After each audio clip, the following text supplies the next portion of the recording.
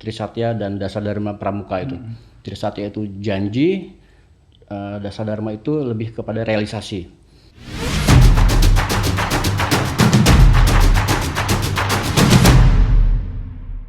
Halo Sobat Belajar, kembali lagi di podcast Ditjen PAUD, Dikdas, dan Dikmen bersama saya, Halifatullah Al-Khawarizmi. Perlu diketahui bahwa produksi podcast ini telah melalui protokol kesehatan yang ketat. Kali ini kita akan membahas tentang kepramukaan dan telah hadir di studio Bapak Tubagus Guritno SS. Beliau adalah Kepala Pusat Informasi Nasional Gerakan Pramuka pada Kuartir Nasional. Selamat datang Bapak. Gerakan Pramuka ini kan sudah berdiri dari 1923. Mohon nanti koreksi kalau saya salah. Lebih tua lagi. Lebih tua lagi sebetulnya ya. Iya. Artinya Gerakan Pramuka ini sudah eksis pada saat mungkin pada era Hindia Belanda, pergerakan menuju kemerdekaan, awal Republik Indonesia, bahkan hingga sekarang di Orde Reformasi. Tentunya sudah banyak kontribusi yang diberikan oleh Pramuka sejauh ini. Mungkin kakak boleh nggak kita ceritakan sedikit mengenai sejarahnya dari Pramuka ini? Bicara soal Pramuka, saya yakin semua yang ada di ruangan ini, siapapun di Indonesia pernah mengalami paling tidak menggunakan seragam Pramuka. Betul sekali. Jika kita lihat sekarang secara statistik, jumlah anggota Gerakan Pramuka di Indonesia itu ada kurang lebih 25 juta. 25 juta anggota dari 50 juta anggota pramuka di seluruh dunia. Jadi setengahnya ada di Indonesia. Termasuk yang terbesar ya Pak ya? Ya, sangat besar. Kalau kita bicara pramuka, tidak hanya di Indonesia, karena pramuka itu organisasi global. Organisasi pendidikan luar sekolah yang sifatnya global. Jadi kita tidak berdiri sendiri, tapi kita menginduk ke organisasi Gerakan Pramuka atau SCOT yang mulai dari tingkat regional, Asia Pasifik, sampai World Scout, WOSM ya. Nah, pramuka tidak lahir di Indonesia, tapi lahirnya di Inggris. Namanya Scout, atau dulu di Indonesia namanya Kepanduan. Jadi kita semua pasti kenal nama Baden-Powell, Lord Baden-Powell, Bapak Pandu Sedunia. Seorang Letnan Jenderal Tentara Kerajaan Inggris, yang pada tahun 1907 dia prihatin dengan kenakalan remaja di Inggris yang begitu tinggi. Pada tahun 1907 dia berinisiatif untuk membawa 22 orang pemuda remaja di Inggris untuk berkemah, mengajarkan segala macam cara hidup di alam bebas, cara berburu, cara mencari jejak, beraktivitas apapun di alam bebas itu. Dan itulah cikal bakal berdirinya Kepanduan. Ternyata apa yang dilakukan oleh Baden-Powell itu disambut oleh Raja Inggris dan ternyata bermanfaat untuk memperbaiki kehidupan remaja Inggris waktu itu. Nah, disitulah mulai tahun 1920 akhirnya Baden-Powell ditasbihkan sebagai Bapak Pandu Sedunia.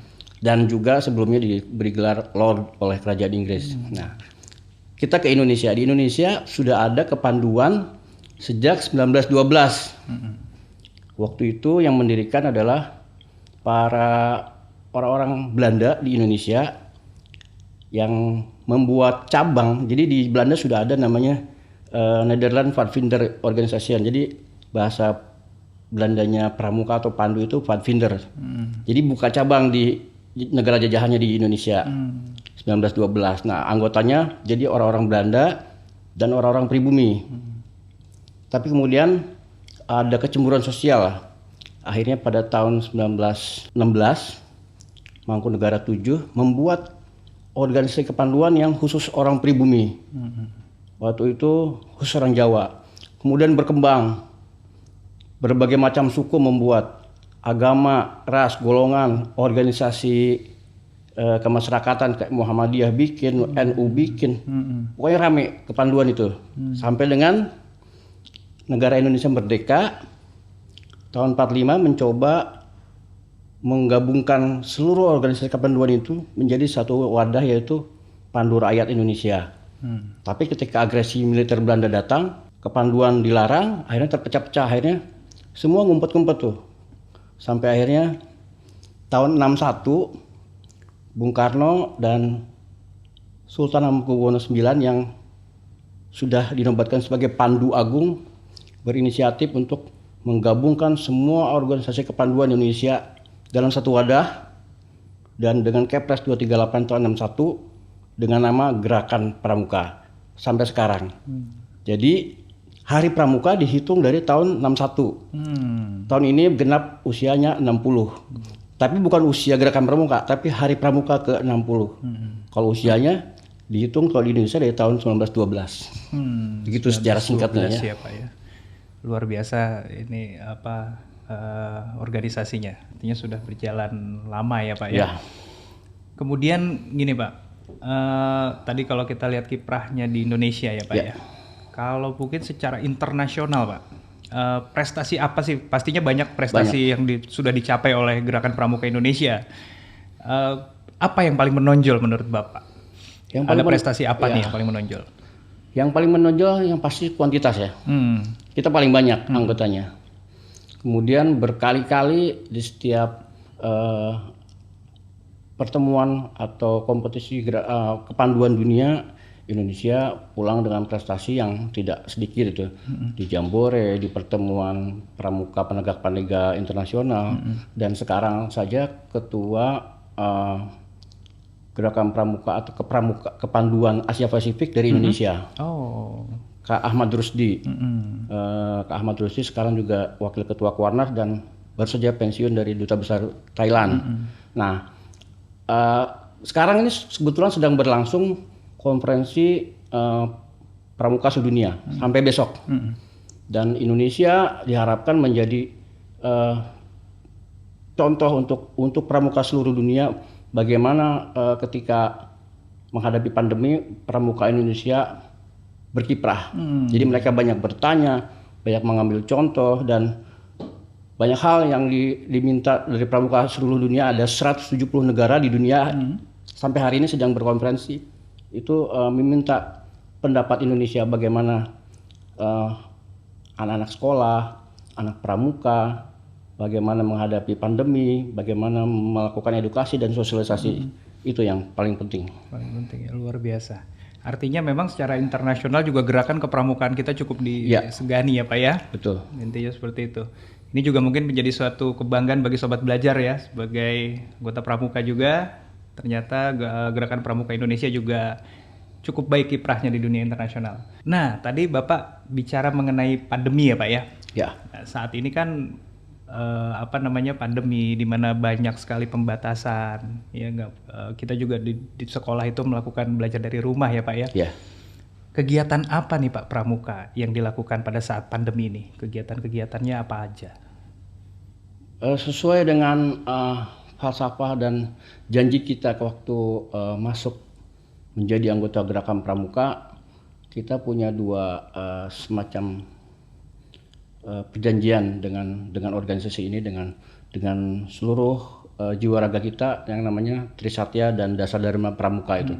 Trisatya itu janji, Dasar Dharma itu lebih kepada realisasi. Jadi setiap anggota pramuka itu punya janji bahwa kita akan ikut serta membangun masyarakat. Kemudian juga kalau yang masih penggalang atau SMP itu masih mempersiapkan. Kemudian yang usia SMA, perguruan tinggi, dan pramuka dewasa seperti saya, itu ikut serta dalam kegiatan kemasyarakatan apapun, termasuk penanganan pandemi. Seperti apa itu Pak? Nah, di tingkat nasional sampai ke warti ranting di kecamatan, itu kita punya namanya Satuan Tugas Penanganan COVID-19 Gerakan Pramuka. Jadi tugasnya adalah membantu lembaga pemerintah, dalam hal ini Satgas COVID-19, untuk melakukan edukasi, sosialisasi, dan kita semua anggota Gerakan Pramuka mentahbiskan diri sebagai duta perubahan perilaku. Karena setelah pandemi ini, mau tidak mau perilaku kita harus berubah. Betul. New normal gitu. Normal. Semua harus berubah dan semua memerlukan proses, perlu edukasi dan sosialisasi. Jadi di seluruh Indonesia Gerakan Pramuka itu bergerak untuk melakukan sosialisasi dan edukasi bahwa COVID-19 itu berbahaya, protokol kesehatan itu penting, termasuk dilakukan dari rumah maupun di lapangan. Nah, yang paling banyak dan kita memang sarankan untuk turun ke lapangan adalah usia golongan penegak, SMA, pandegak, perguruan tinggi, dan pramuka dewasa turun ke lapangan. Kalau yang usianya penggalang, SMP, SD, itu cukup melakukan edukasi sosialisasi di rumah. Di rumah. Paling tidak untuk keluarganya. Dan Okay. yang nomor satu adalah buat gerakan pramuka adalah kita menjadi teladan. Kita beri contoh kepada lingkungan sekitar. Lalu setelah itu kita sosialisasi dan mengedukasi gitu. Luar biasa. Artinya walaupun masa pandemi tapi pramuka tetap eksis. Tetap berkontribusi. Betul. Intinya seperti itu ya. Ya Dika ya. Kemudian Kak, ini kan tadi banyak juga melibatkan mulai dari penggalang sampai pun tingkat ini ya. Itu kalau untuk misalnya jenjang, kalau di kami PAUD Dikdasmen ya, pendidikan anak usia dini, pendidikan dasar, pendidikan menengah, seperti itu. Ini kan sekarang kondisinya pandemi. Kegiatan-kegiatan mungkin agak susah karena belajar dari rumah. Gimana menjaga semangat kepramukaannya ini? Ya, seperti hanya belajar dari rumah, pramuka juga dari rumah. Kita latihan dari rumah. Setelah di masa waktu belajar ya, bukan di waktu libur. Pagi sekolah, sore latihan pramuka. Juga lewat daring. Jadi bahkan sekarang latihan pramuka, kalau dulu mungkin 1 minggu sekali di sekolah, sekarang lebih sering. Lebih banyak waktu.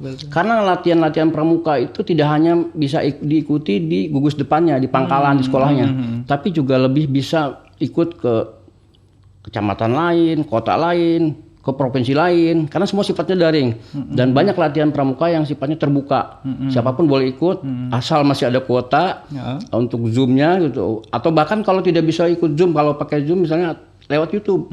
Nah itu sering, jadi lebih kaya justru kesempatannya. Jadi bisa bahkan kalau dulu pertemuan pramuka itu hanya lewat jambore, misalnya kita bisa kenal pramuka di provinsi lain karena pertemuan. Sekarang bisa setiap hari, setiap saat gitu. Dan satu hal lagi, kita ada satu program khusus namanya Pramuka di Rumah yang diinisiasi oleh Kuarnas dan juga diikuti oleh kuartil daerah di provinsi, kuartil cabang di kota kabupaten sampai di kuartil ranting, bahkan di gugus depan kita latihan pramuka di rumah. Pramuka di mana saja tetap pramuka gitu. Tidak terhalang oleh ruang dan waktu. Walaupun sekarang tidak bisa berkemah di alam terbuka. Itu saja ya yang tidak bisa dilakukan ini. Saat ini cukup banyak masyarakat ya yang melihat bahwa gerakan kepramukaan ini sebagai gerakan pemuda. Ya. Bukan gerakan kependidikan ya. Ini bagaimana sih posisi gerakan pramuka ini sebetulnya? Iya, posisi gerakan pramuka itu kan kami Ketua Majelis Pembimbing Nasional itu adalah Presiden. Jadi kuartil nasional gerakan pramuka langsung di bawah bimbingan Presiden. Seharusnya langsung di bawah Presiden. Begitu juga di daerah, di provinsi langsung di bawah gubernur, dan gubernur sebagai ketua majelis pembimbing daerah. Di kabupaten kota juga begitu sebagai ketua Mabicap, sampai ke kecamatan, kuartil ranting, kamabiran, camatnya itu. Artinya kita seharusnya bisa berdiri sendiri dengan segala macam kegiatan yang kita tentukan sendiri, dan bahkan kita dilindungi oleh undang-undang. Pertama Kepres tahun 61 dan undang-undang tahun 2010. Jadi segala hal yang mungkin dilanggar keluar dari undang-undang itu menurut saya itu adalah pelanggaran gitu. Nah, kami sendiri berharap pramuka karena linear dengan dunia kependidikan, walaupun kita pendidikan luar sekolah itu bisa lebih erat lagi dengan Kemendikbudristek ya. Karena kita organisasi pendidikan. Nah, sementara sekarang ini kita dianggap di bawah Kemenpora. Kemenpora itu urusannya kepemudaan dan olahraga. Sementara kepramukaan itu usianya tidak terbatas, dari mulai siaga, PAUD sampai dengan lanjut usia ada anggotanya. Jadi kita bukan pemuda. Pemuda kan terbatas umurnya. Nah, kita lebih luas lagi ya. Dan kita pendidikan. Tuh. bukan OKP. Begitu, Kak. Jadi memang kalau kita lihat tujuan kepramukaan ini Ya. sepertinya selaras juga dengan program pendidikan karakter Ya, yang betul. sedang juga digalakkan oleh Kementerian Pendidikan Kebudayaan dan Riset Betul. Teknologi ini. Ini satu pertanyaan terakhir. Ya. Sebetulnya. Harapannya apa untuk pramuka ke depan, Kak? Gerakan Pramuka sebagai gerakan kependidikan luar sekolah non formal, tugasnya adalah mendidik diri sendiri, mendidik orang lain untuk menjadi manusia berguna untuk lingkungan, masyarakat, dan kita sendiri sebagai manusia Pancasila harus sesuai dengan nilai-nilai Pancasila. Dan gerakan Pramuka saat ini seperti juga kebanyakan orang lain terjebak dalam situasi pandemi, dan kita berharap pandemi segera selesai dan kita kembali beraktivitas secara normal dengan cara-cara yang baru. Begitu. Baik. Sebetulnya masih banyak yang ingin saya tanyakan ini, Kak, terkait dengan kepramukaan ya. Tapi karena waktunya sudah terbatas, seperti itu. Jadi terima kasih banyak, Sama-sama. Kak Guritno sudah menyempatkan waktu untuk berdialog, menyampaikan informasi yang sangat berharga ini. Kami ucapkan terima kasih banyak. Sama-sama. Demikian perbincangan kita dengan Kak Guritno. Jangan lupa like, komen, dan subscribe channel kami. Tetap jaga kesehatan. Salam Pramuka. Salam. Salam berani belajar berubah. Sampai jumpa.